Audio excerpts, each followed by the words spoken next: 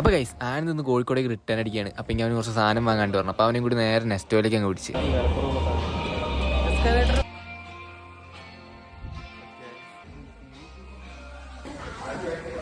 എടാ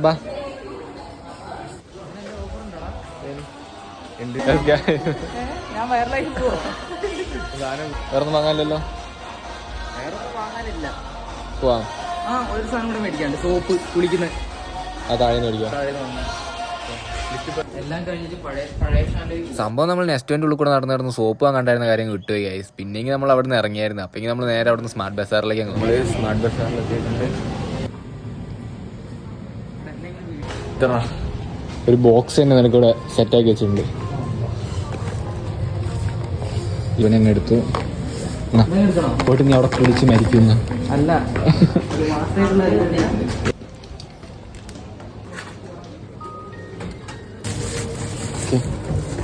അപ്പോൾ എടുത്ത് ബാഗിലെടുത്തു പോവല്ലേ ഇനി എന്ന്.